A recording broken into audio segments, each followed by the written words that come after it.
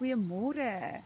So ons lees in Lukas 17 vers 20 lees ons dat die koninkryk van God is binne in jou. So wat beteken dit? Mense dink dat die koninkryk van God moet nog kom. Dit is 'n plek wat ons gaan sien. Die koninkryk van God is die hemel wat hy heers, soos wat die Fariseërs gedink het dat hy gaan kom en hy gaan heers oor die Romeine. Hy gaan oorvat, hy gaan 'n paleis hier bou en hy gaan heers oor die vyand. En die koninkryk van God lees ons lees baie van dit in die Bybel, maar ons lees gou vinnig eers hierso in Lukas. So in Lukas 20, hierso's die opskrif is, God se koningheerskappy begin nie met sigbare voortekens nie. So dit is nie iets wat jy kan so sien nie, dis nie sigbare voortekens nie. So hierso sê vra die Fariseërs vir Jesus, wanneer begin dit? Wat is die tekens wat die koningheerskappy gaan nou begin? Hy antwoord hulle toe, die koningheerskappy van God begin nie met sigbare voortekens nie. Hulle sal nie sê, kyk hier is dit, of daar is dit nie, want die koninkryk heerskappy van God is hier by julle. En dit is Jesus wat daar was, en dit is Jesus wat hy van praat. En van die hele koninkryk heerskappy van God, wat established is deur God die Vader wat die koning is. As ons sê God is koning, so God is die koning, is 'n drie-enige God. Jesus is deel van die koning.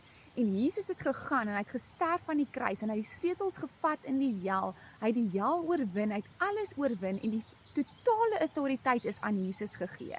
So, hy heers nou as koning op hierdie aarde. En hy sê, hy stuur nou vir ons ietsie beters. Hy stuur nou vir ons die Heilige Gees.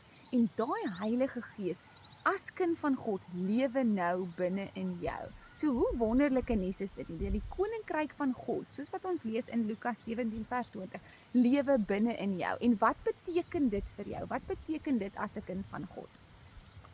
So ek wil net gou eers 'n paar skrifte nog lees. Matteus 12 vers 28 sê, Jesus het nou hierdie demone uitgedryf, en die mense kla hom toe nou aan en sê vir hom, maar dit is die duiwel wat in hom werk, dis hoekom hy die demone uitgedryf het. En hy sê toe, maar dit kan nie wees, hoekom sal 'n koninkryk teen 'n koninkryk werk? Hierdie is die koninkryk van God, en dit is die gees van God wat dit vir hom laat doen. En dit beteken, sê Jesus nou, en dit beteken, Matteus 12 vers 28, die koningheerskappy van God is by julle. Weer eens, want hy het autoriteit oor alles, hy het autoriteit oor die demone.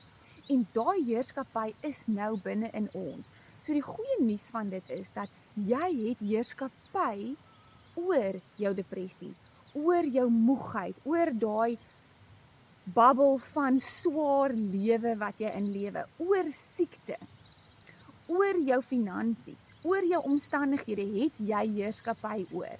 En dit is 'n voorreg, dit is die geskenk wat ons kry om te lewe in God se paleis, want jy is nou 'n seun en 'n dogter van God, van die hoë koning God almagtig. Lewe jy nou as 'n seun en 'n dogter, en ons het nie so groot geraak om met hierdie mindset nie. So hoe begin jy te operate in hierdie mindset? Hoe begin jy autoriteit te vat oor jou omstandighede? Jy sit vir God heel eerste op jou troon, want jy is nie, God se koningskap heerskappy is nie in jou as jy op jou troon sit en jy heers oor alles nie. God is in beheer, so hy is in beheer van jou lewe. Hy is op die troon. Jy submit onder God. Jy's in lyn met hom. Jy loop in die righteousness of God. Romeine 14 vers 17 sê, for the kingdom of God is not a matter of eating or drinking, but righteousness, peace, joy in the Holy Spirit. So wat is die teenoorgestelde van hartseer, van omstandighede? Maar Here, hierdie storm maak my net so moeg. Alles is net moeilik, my deurbraak kom nie, my gebede wat ek voorbid kom nie. Hoe kry jy joy and peace? Deur die Heilige Gees, deur die koninkryk van God, het ons nou hier gehoor. So dit is die koninkryk van God wat binne in jou lewe. So alle hoop wat jy nodig het, is in jou, in God, deur God.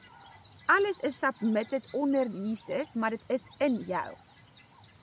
Colossians 1 vers 13 sê, He has rescued us from the dominion of darkness and brought us into the kingdom of the Son He loves. God se koninkryk, Jesus, the Son He loves. Ons is nou in daai koninkryk, nou, nie eendag nie, nou. En wanneer ons bid in Matteus 6 en ook in Lukas 11, So laasweek het ek gepraat van Lukas 11 vers 2, so ek het my alarm begin stel vir 2 minute oor 11. So elke dag gaan daai alarm af. En dit is die gebed wat Jesus gebid het en gesê het, ek bid dit as 'n voorbeeld van die disippels gevra, Jesus, hoe moet ons bid? En hy gee toe hierdie as 'n voorbeeld vir hulle om te bid.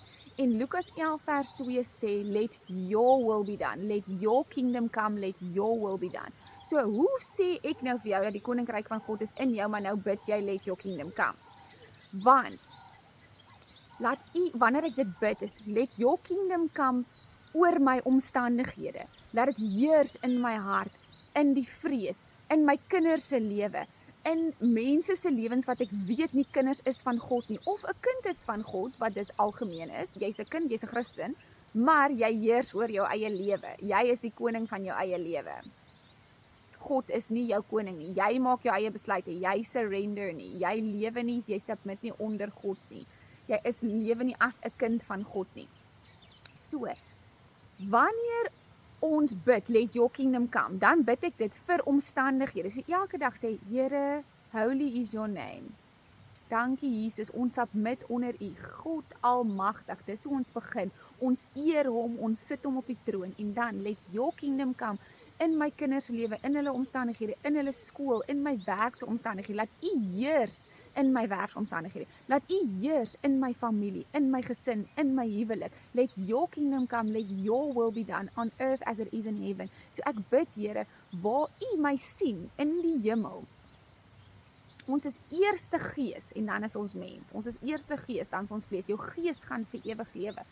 So ek bid soos in die hemel, so ook op aarde. So Jesus sien my gesond in die hemel. Hy het my gesond gemaak. Dit is sy wil vir my lewe. So ek bid nou dat hierdie siektes, omstandighede in my liggaam submit onder sy autoriteit. Want Jesus het aan die kruis gesterf, by His stripes we are healed. So hy het daai weer eens vir ons gegee. Deur hom kry ons genesing. So Here, soos U my genees sien, daar is ek nou genees. Ek bid dit oor my lewe en ek glo dit, want ek moet dit kan glo. En Jesus sê ook, dit is ons geloof wat God behaag. Jesus sê ook ek gaan hierdie een skrif lees in Johannes 17, dat ons gaan groter dinge doen. Dit doen wat hy doen en tot groter dinge doen wat hy doen. Johannes 14 vers 12. Wie in my glo, die werke wat ek doen, sal hy ook doen en hy sal ook groter werke doen as dit, omdat ek na die Vader toe gaan. Weer eens, ek het na die Vader toe gegaan, so nou kry julle die Heilige Gees, so nou lewe die Heilige Gees. Dis nie jy wat dit doen nie, dis nooit ander nie, dis net die Heilige Gees. I'm just a vessel for him to work through.